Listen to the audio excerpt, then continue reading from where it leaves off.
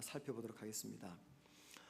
2012년도 한 10년이 지금 훨씬 지난 뒤였네요. 당시 제가 영국에서 막 한국에 귀국했을 때 제가 아는 분이 이런 제안을 저한테 하셨어요.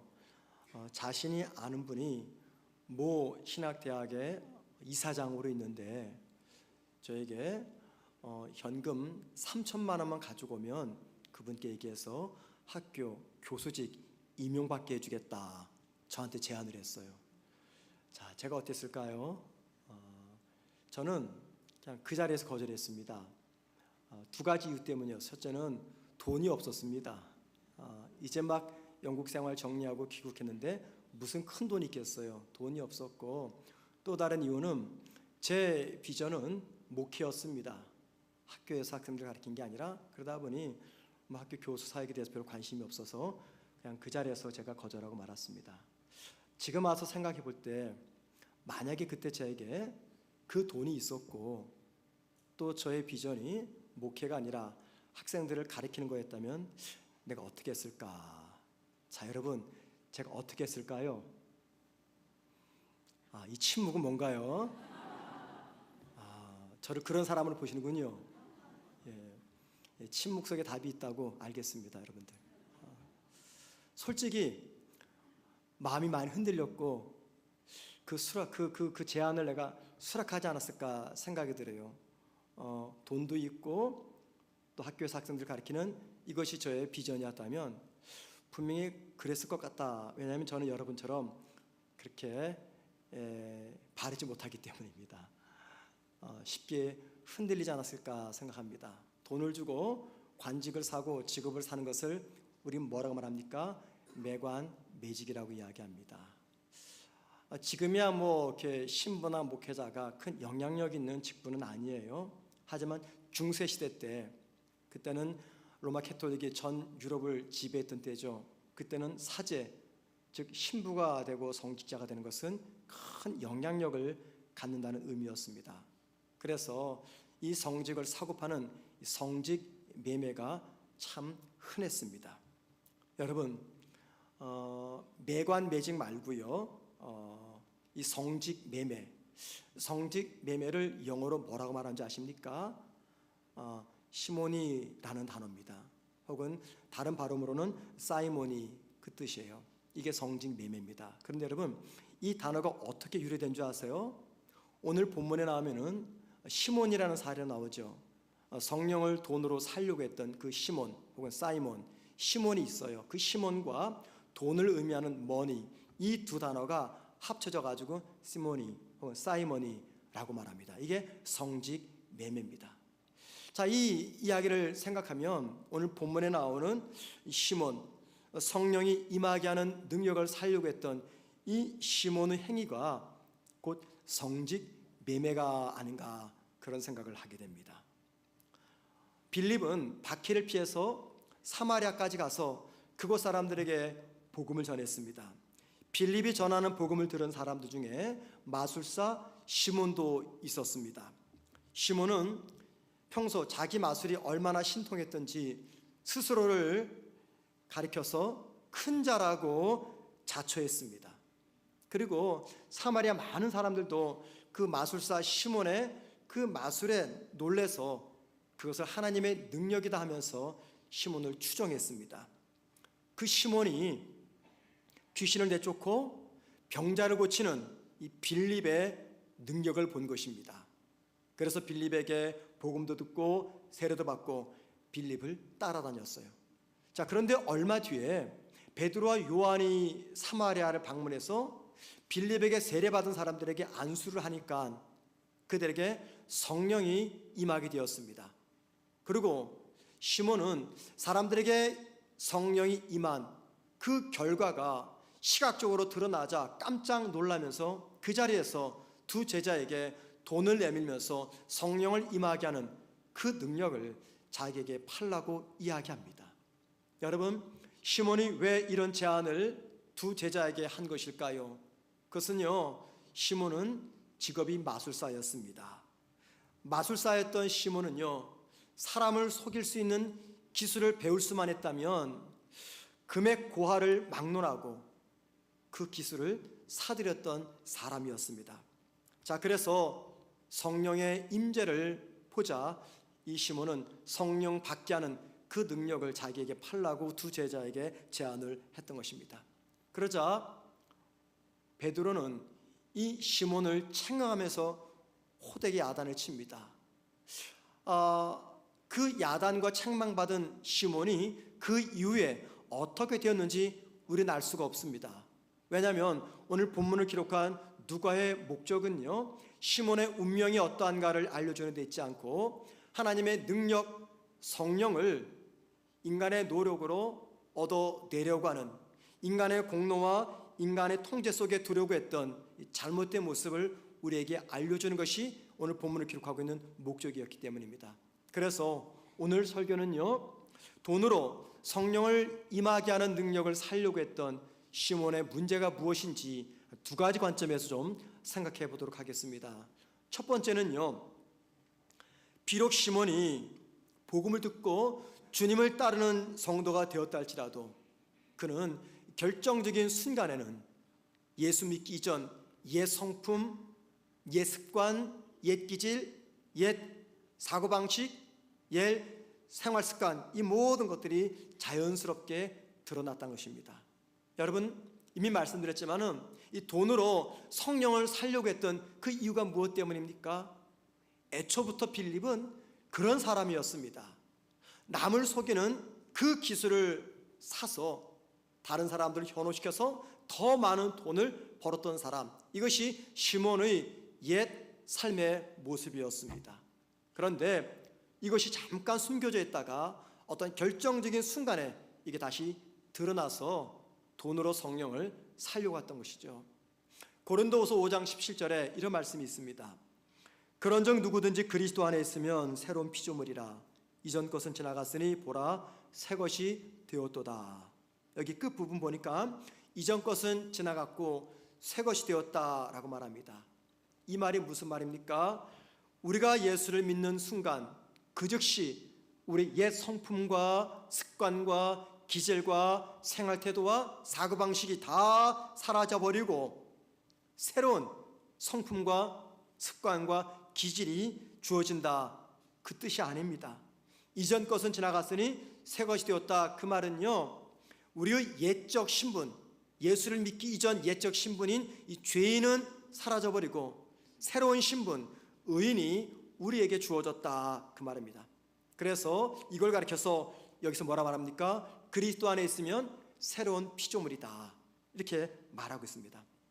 따라서 예수를 믿는 우리에게 의인이라는 신분이 주어져도 예수 믿기 이전의 옛 성품과 기질, 모든 것들이 사라지고 새로운 성품, 새로운 기질이 주어지는 것은 아니라는 것입니다. 의인의 신분을 받은 우리는요, 여전히 옛 성품과 옛 기질과 옛 생활 습관을 지닌 채 살아가고 있습니다.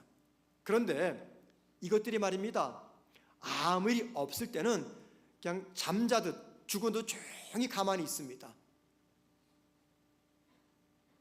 하지만 결정적인 순간에, 그때가 언제입니까? 내 삶에 위기가 찾아오고 내가 불이익을 당하게 되고 내가 오랫동안 애쓰고 수고해서 쌓아놓았던 업적이나 내 위치를 누군가가 위협할 때, 그때 비로소 잠자고 있었던, 숨겨져 있었던 옛 성품, 옛 기질, 옛 생활 습관들이 자연스럽게 바깥으로 드러나는 것입니다. 바울은 디모데전서 4장 5절에서 성도의 목표가 무엇인지를 말합니다. 보십시다. 하나님의 말씀과 기도로 거룩하여짐이라. 성도의 목표는 거룩이 되어야 된다, 그 이야기를 하고 있습니다. 여기서 말하는 거룩은요, 성품의 거룩을 이야기합니다. 여러분, 우리의 성품이 거룩해지는 것, 이게 왜 성도의 목표가 되는 것입니까? 그것은요, 나를 변화시킨 그 복음이 이 세상에 흘러나가는 가장 중요한 통로가 있다면 바로 그것이 나의 성품이기 때문입니다. 내가 만난 하나님, 나를 자녀 삼으신 하나님, 그 하나님을 세상으로 흘러보내는 가장 중요한 통로가 바로 나의 성품이기 때문입니다. 그래서 성도의 평생 목표가 거룩이 되어야 되는 것이죠. 여러분, 거룩이 저와 여러분의 평생 목표가 된다. 이 말 속에는 무엇이 전제되어 있는 것입니까? 예수 믿기 전에 내 안에 자리 잡고 있었던 나의 성품과 옛 기질과 못된 생활 습관과 성격, 이 모든 것들이 날마다 십자가에서 죽어야 된다는 것입니다. 내 옛 성품과 기질과 습관이 죽지 않으면 저와 여러분은 거룩한 성품을 지닐 수가 없게 됩니다. 그래서 바울이 고린도후서 15장 31절에서 뭐라고 말했습니까? 이 일을 위해서 나는 날마다 죽노라. 뭘 죽입니까? 옛 기질, 옛 성품, 옛 못된 성격, 이런 것들을 죽인다고 했습니다. 이걸 죽여야 성숙한 성품을 이룰 수가 있기 때문이죠. 자, 두 번째, 오늘 본문에 나오는 시몬의 문제입니다. 여러분, 70년대, 80년대 신앙생활 하셨던 분들은 기억나실 거예요. 그 당시에는요, 교회에서 부흥회를 하게 되면 어떤 광고를 했습니까? 그 부흥회가 시작됩니다. 여러분들, 부흥회 때 큰 은혜 받기 위해서 감사헌금을 미리 준비하세요. 이런 광고를 우리 심심찮게 들었습니다. 그리고 그때 성도들은요, 그 부흥회 때 은혜 받기 위해서 부흥회 첫날 많은 성도들이 감사헌금을 하나님께 올렸어요. 자, 그러면서 이 목회자들이 꼭 인용했던 이야기가 있죠. 야곱이 장자의 축복을 받기 위해서 아버지 이삭을 위해서 별미를 만들었습니다. 우리도 은혜를 받기 위해서 하나님을 위한 별미를 만들어야 됩니다. 그 별미가 뭐예요? 부흥의 첫날 드리는 감사 헌금이었습니다. 지금도 어느 집회가 열리면요, 은혜를 사모하는 마음으로 헌금을 내는 성도들이 있습니다. 너무 귀한 모습이죠. 이게 안 하는 게 문제지 하는 게 문제겠습니까? 참 순수한 분들입니다. 하나님의 은혜를 늘 사모해서 그 은혜를 기다리는 마음으로 이 집회를 열어서 감사합니다 해서 감사헌금을 드리는 성도들이 종종 계십니다. 여러분, 하지만 말입니다, 만약에 내가 감사헌금을 드리니까는 이 집회 때 꼭 은혜 주셔야 됩니다, 이런 마음을 가지고 헌금을 낸다면 그분은 돈으로 성령의 권능을 사려고 했던 시몬과 같은 것입니다. 그런데 이제는요, 더 이상 성도들이 돈으로서 영적인 권능을 사려고 하지 않습니다. 하나님의 은혜도 구하지 않습니다. 그래서 본문에 나오는 시몬을 우리와 동일시하는 것을 용납하지 않습니다. 그런데 여러분, 성령을 내리게 하는 능력을 돈으로 사려고 했던 그 시몬의 마음과 생각을 면밀히 분석해 보면은요, 우리도 얼마든지 시몬 같은 신앙인이 될 수 있다는 것입니다. 베드로는 돈으로 성령의 능력을 살려고 했던 그 시몬에게 충고합니다. 오늘 본문 22절 보십니다. 너는 이 악함을 회개하고 주께 기도하라. 베드로는 시몬을 향해서 지금 이렇게 말하는 겁니다. 옛 생활 습관을 따라 성령의 능력을 돈 주고 살려고 했던 이 문제에 대해서 회개하고 그 다음에 기도해라 라고 말합니다. 여러분, 이 문제를 가지고 주께 기도해라 라고 말했던 이 베드로의 말 속에서 돈으로 성령의 임재를 일으키는 그 능력을 살려고 했던 시몬의 문제가 정확히 무엇인지 우리는 발견할 수가 있습니다. 우리말 기도, 성경에 기도라고 번역된 헬라어 단어가 여러 개가 있어요. 그중 가장 대표적인 단어가 프로슈코마이라는 단어입니다. 프로슈코마이, 우리말 성경의 기도로 많이 번역이 되었어요. 자, 그런데 오늘 본문 22절에서 베드로가 시몬에게 주께 기도하라라고 말할 때 그 기도는요, 프로슈코마이라는 단어가 아닙니다. 데오마이라는 단어입니다. 데오마이. 이 데오마이라는 단어는요, 데오라는 단어에서 만들어진 단어예요. 이 데오라는 뜻이 무엇일까? 그것은요, 묶다 혹은 붙들어 매다, 그 뜻입니다. 그러니까 베드로가 시몬에게 주께 기도해라, 그 말은 무슨 말이에요? 내 자신을 주님께 붙들어 매라, 내 자신을 주님께 묶어두라, 내 마음을 주님께 동여매라, 그 말입니다. 내 마음을 주님께 묶어매라, 내 마음을 주님께 동여매라, 그 뜻이에요. 여러분, 마음을 주님께 동임하거나 주님께 붙들어 둔다, 이게 무슨 의미일까요? 주님이 기도하는 사람의 마음과 생각을 통제하고 다스리도록 나의 마음을 하나님께 내어 드리라는 것입니다. 자, 이 말은요, 무슨 말이냐면 이거예요. 기도를 통해서 하나님을 설득하는 자가 되지 말고 하나님께 설득당하는 자가 되라, 그 말입니다. 여러분, 베드로가 왜 시몬에게 하나님을 설득하지 말고 하나님께 설득당하는 자가 되라 라고 말하고 있는 것입니까? 그 이유가 있습니다. 오늘 본문 20절에서 이 성령을 가리켜서 하나님의 선물이라고 이야기하고요, 또 앞선 사도행 2장 38절에서 베드로는 성령을 하나님의 선물이라고 이야기합니다. 선물, 다른 말로 말하면 은혜입니다. 여러분, 은혜와 선물은 받는 사람의 노력에 따르지 않습니다. 아무리 노력해도 선물을 주는 사람이 주지 않으면 받을 수가 없어요. 선물은 누구에게 이게 주체권인 것입니까? 선물을 주는 사람에게 주도권이 있어요. 선물을 주는 사람의 마음과 뜻과 의지에 따라서 선물을 주기도 하고 주지 않기도 합니다. 이 말은 무슨 말이냐면 성령을 받는 것은 전적으로 하나님의 의지, 하나님의 뜻에 달려 있다는 것입니다.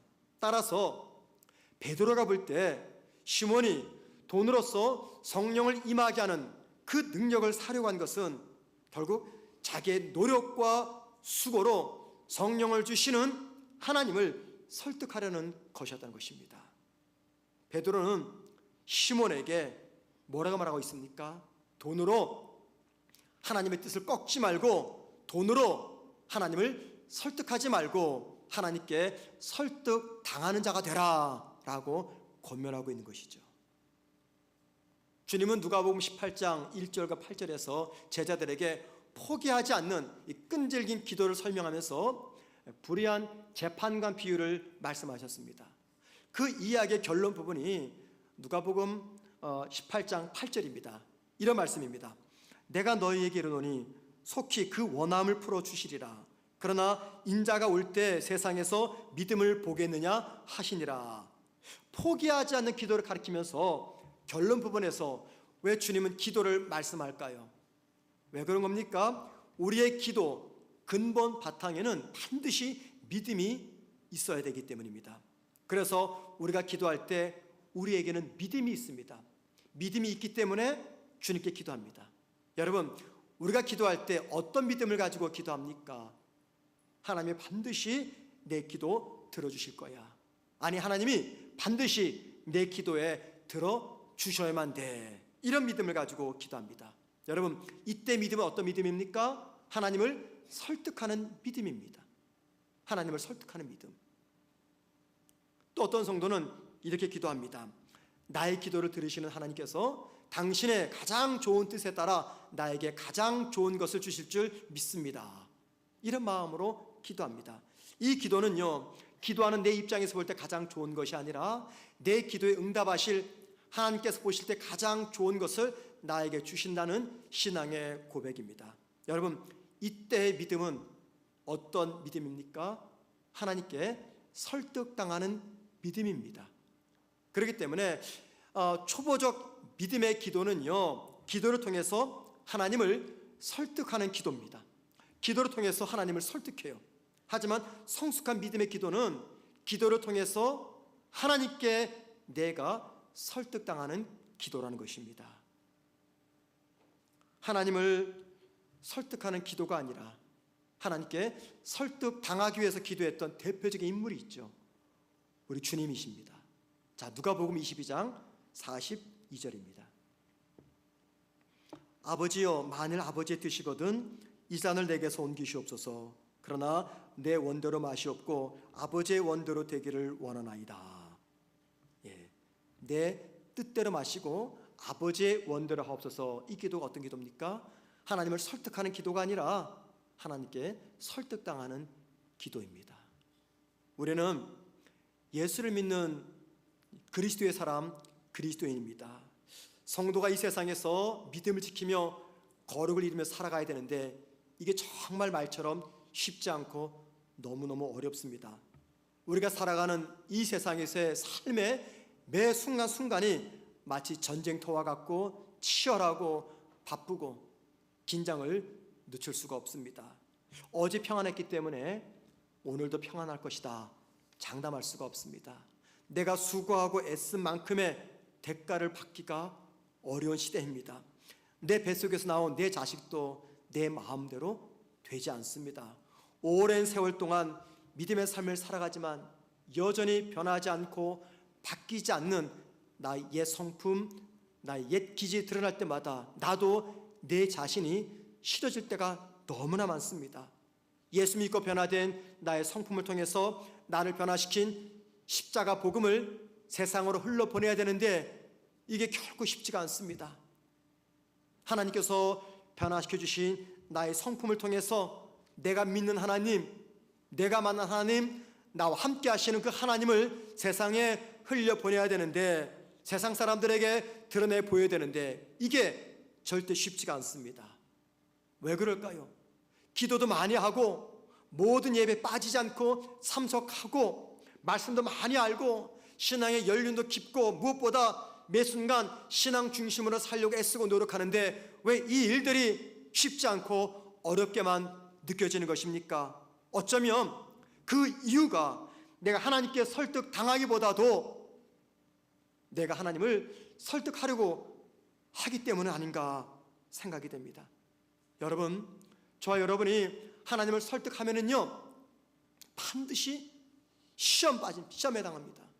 반드시 낙심하고 하나님께 분노합니다. 왠지 아십니까? 하나님은 절대 나에게 설득당하는 분이 아니기 때문입니다. 여러분에게 한 가지 묻고 싶은 것이 있어요. 꽤 오랜 세월 믿음 생활해 오셨죠. 꽤 오랜 세월 동안 늘 기도하는 사람으로 살아오셨습니다. 여러분, 하나님을 섬기며 기도하는 사람으로서 얼마나 하나님께 설득을 당해 보셨습니까? 하나님의 일하심과 하나님의 주권과 뜻과 섭리를 신뢰하며 하나님께 설득당하려고 얼마나 애쓰고 수고해 보셨습니까? 오랜 세월 주님을 믿고 기도의 사람으로 살아오지만 우리의 관심은 언제나 하나님을 설득하는 것이었습니다. 나의 원함에 따라 내 소망에 따라 하나님께서 일해 주시길 바라는 마음으로 끊임없이 매 순간마다 저와 여러분은 하나님을 설득해 왔습니다. 우리가 예수를 믿고 난 뒤 이 세상을 살아가는 과정을 영적 전쟁, 영적 싸움이라고 말합니다.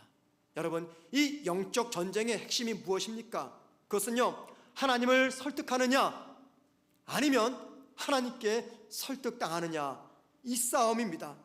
예수를 나의 구주로 우리는 모셨습니다. 하나님을 나의 아버지, 나의 주인으로 받아들였습니다. 그런데도 여전히 우리는 내 편리에 맞춰서 하나님을 설득하려고 노력을 합니다.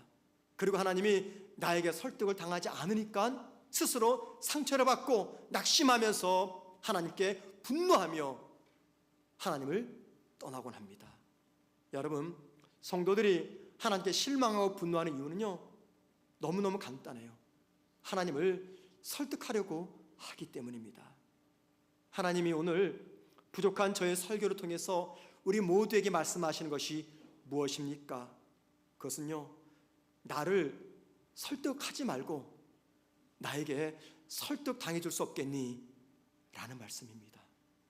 말씀이 전해지는 예배의 자리에서, 기도하는 기도의 자리에서, 삶의 한복판에서 하나님 끊임없이 저와 여러분에게 도전하시는 것, 그게 무엇일까요? 나를 설득하지 말고 나에게 설득 당해줄 수는 없겠니? 이것입니다. 여러분, 우리가 신앙생활을 시작한 후 지금까지 참 많은 설교를 들었습니다.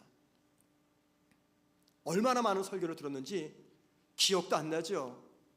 몇 번인지 그 횟수가 기억도 안 납니다. 저도요, 워낙 많은 설교를 하다 보니까는 지지난주 어떤 설교를 했지 제가 지난주까지는 기억이 나요. 근데 지지난주 한 달 전 도무지 기억이 나지 않습니다. 아무튼 우리는 참 많은 설교를 매 주일마다 듣고 있어요. 여러분, 그 설교의 핵심 결론이 무엇입니까? 너무 간단해요. 하나님을 설득하지 말고 하나님께 설득당하자, 이겁니다. 결국은 이거예요, 이거. 그런데도 수없는 설교를 듣지만 우리는 하나님께 설득당하지 못하고 자꾸만 하나님을 설득하려고 합니다. 왜 그렇습니까? 왜 그럴까요? 하나님을 설득하는 것이 하나님께 설득당하는 것보다 더 유익되다고 생각하기 때문입니다. 하나님께 설득당하면 내 인생이 많이 고달파질 것이라고 생각하기 때문입니다. 하나님께 설득당하면 내가 많이 손해보고 피해본다고 생각하기 때문입니다. 그런데 여러분, 그럼에도 불구하고 우리 성도들 중에는요, 하나님께 설득당하는 성도들이 계십니다. 그분들이 누군지 아십니까? 어떤 성도가 하나님께 설득을 당할까요? 하나님의 마음을 헤아려 아는 분입니다. 하나님의 마음을 아는 분들이 하나님께 설득을 당합니다. 성경에는 하나님을 설득하는 자와 설득당한 자들의 이야기가 기록되어 있습니다. 여러분, 성경에서 하나님께 설득당한 대표적인 인물이 누굴까요? 다윗의 친구였던 요나단이었습니다. 그의 아버지는 왕이었어요. 아버지를 이어서 자연스럽게 이스라엘의 왕이 될 사람이었습니다. 그게 아버지의 원함이었고 또 그의 원함이었어요. 그런데 하나님의 뜻은 무엇이었습니까? 다윗이 왕이 되는 것이었어요.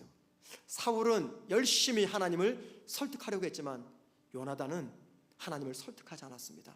한번 설득해 볼만 합니다. 하나님, 내가 내 친구 다윗에게 다른 거 다 양보할 수 있어요.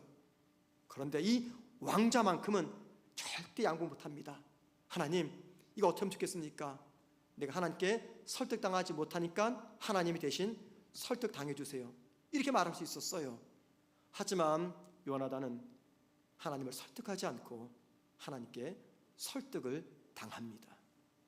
반대로 하나님을 설득하려고 했던 대표적인 인물이 있어요. 바로 선지자 요나입니다. 요나. 우리가 잘 아는 대로 하나님은 요나에게 니느웨에 가서 심판의 메시지를 전하라는 명령을 하셨어요. 요나는 그 명령이 부담돼서 니느웨가 아니라 정반대 방향인 다시스로 도망가기 위해서 배를 탔습니다. 그리고 바다에서 물고기 뱃속에 들어갔다 나오는 이 우여곡절 끝에 어쨌든 결국 니느웨에 가서 심판의 메시지를 전했어요. 하나님의 뜻을 다 전하고 난 뒤 요나가 어떻게 했습니까? 니느웨 도시가 다 들여다보이는 높은 산으로 올라갔어요. 왜 올라갔습니까? 이제 어떻게 하나님이 심판하시는가 보자. 이 니느웨 너희들 이제 다 죽었어. 나는 내 책임 다 했어. 이제 하나님이 너희들 심판할 거야. 40일째 너희들 심판할 거야. 심판의 장면을 보기 위해서 산 위로 올라갔어요. 그런데 웬걸요? 하나님의 심판은 일어나지 않습니다. 그때 요나가 하나님께 분노하면서 하나님께 따집니다. 하나님, 도대체 왜 약속을 지키지 않는 겁니까? 하나님, 왜 딴소리 하십니까? 분노하다가 자기 성질에 못 이겨서 어떻게 해요? 하나님께 죽여달라고, 차라리 나를 죽여달라고 하나님께 분노합니다. 여러분, 요나가 왜 그랬을까요? 그것은요, 하나님의 마음을 몰랐기 때문입니다. 하나님의 마음이 어떻게 나타날까요? 이 요나서 마지막 말씀 4장 11절 말씀을 함께 우리 다 같이 읽습니다. 시작. 하물며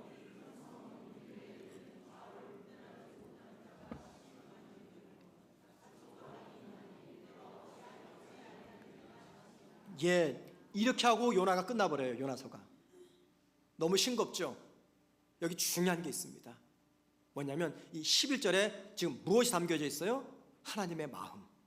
심판받다 마땅한 니느웨 백성조차도 사랑하시는 하나님의 마음이 이 말씀 속에 담겨 있는데 이거를 요나가 몰랐습니다. 요나가 몰랐어요. 만약에 요나가 니느웨를 향한 하나님의 마음을 온전히 알았다면 니느웨를 심판하라고 하나님을 설득하지 않았을 겁니다. 오히려 하나님께 설득당함으로 니느웨가 심판받지 않은 것을 하나님과 함께 기뻐하며 즐거워했을 것이에요. 자, 여러분 보세요. 요나단과 요나의 차이가 무엇입니까? 요나단과 요나의 차이 간단합니다. 하나님의 마음을 아느냐 알지 못하느냐. 하나님의 마음을 알기 때문에 하나님을 설득하지 않고 하나님께 설득당할 수가 있었던 것입니다. 성도에게 주어진 가장 큰 축복 중에 하나가 바로 기도입니다. 여러분, 우리가 생각하는 기도는 어떤 것입니까? 우리의 소원과 바람을 하나님께 아뢰면 하나님께서 들어주시는 것, 이게 기도라고 생각합니다. 물론 이것도 기도가 맞습니다. 그런데 여러분, 만약에 이것이 기도의 전부라고 한다면 저와 여러분은 일평생 하나님을 설득하려고 할 것입니다. 자, 그렇게 되면 결코 내 삶은 변화되지 않을 겁니다. 항상 영적 어린아이 상태에 머물고 말 것이에요. 자, 여러분, 우리 영적 성장과 성숙의 변화는 언제 일어날까요? 하나님을 설득하는 기도가 아니라 하나님께 설득당하는 기도를 할 때입니다.